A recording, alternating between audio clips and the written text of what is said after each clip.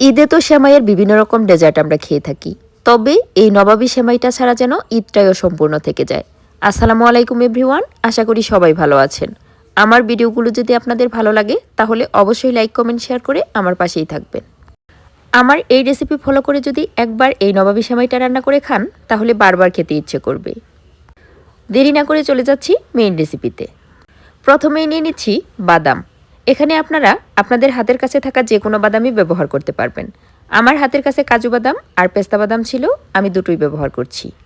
প্রথমে আমি বাদামগুলোকে একটু কুচি করে নিচ্ছি।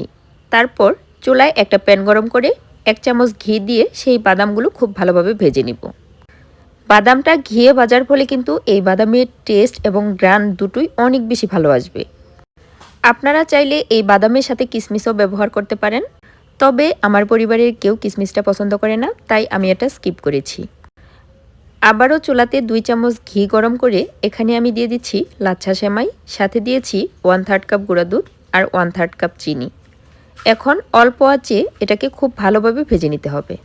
এই সেমাইটা ভাজার সময় অবশ্যই চুলার আঁচটা একদম লো মিডিয়ামে রাখতে হবে, না হলে কিন্তু সেমাইটা নিচে থেকে পুড়ে যাওয়ার সম্ভাবনা থাকে, এতে সেমাইয়ের টেস্টটা নষ্ট হবে। অনেকেই প্রশ্ন করেন সেমাইটা ঘিয়ের পরিবর্তে তেল কিংবা বাটার দিয়ে ভাজা যাবে কিনা। ভাজা যাবে, কিন্তু নবাবী সেমাইয়ের যে অরিজিনাল টেস্ট সেটা পাওয়া যাবে না। নবাবী সেমাইয়ের অরিজিনাল টেস্টটা পাওয়ার জন্য অবশ্যই ঘি দিয়েই ভাজতে হবে। সেমাইটা ভাজা হয়ে গেলে আমরা সেমাইয়ের ভেতরের যে ক্রিমটা সেটা প্রস্তুত করে নেব। তার জন্য চুলাতে আমি 1 লিটার দুধকে কিছুক্ষণ জাল করে নিয়েছি।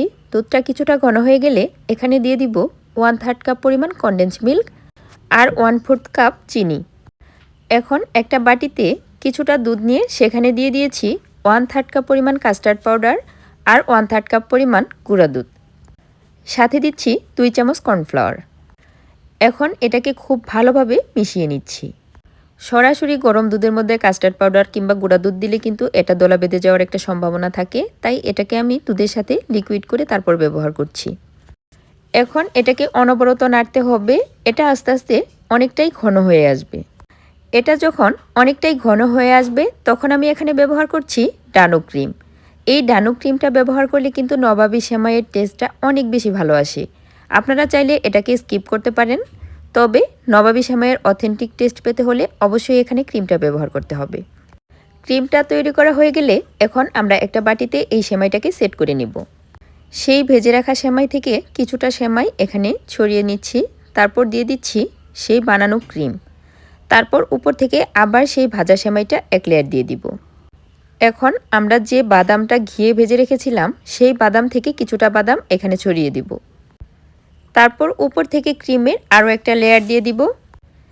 এইভাবে আমি 3টা লেয়ার করে নিয়েছি। আপনারা চাইলে আপনাদের পছন্দ মতো 2 লেয়ার, 3 লেয়ার কিংবা 4 লেয়ারেও করতে পারেন। তারপর সেমাইটাকে সেট হওয়ার জন্য কিছুক্ষণ রেস্টে রাখতে হবে। আপনারা চাইলে ফ্রিজের নর্মাল চেম্বারে 2-3 ঘন্টা রাখতে পারেন, তাহলে এর টেস্টটা আরও বেশি ভালো আসবে। আপনারা চাইলে আমার এই রেসিপি ফলো করে ঈদের দিনে অবশ্যই এই নবাবী সেমাইটা তৈরি করতে পারেন, তাহলে দেখবেন পরিবারের সবাই আপনার অনেক বেশি প্রশংসা করবে।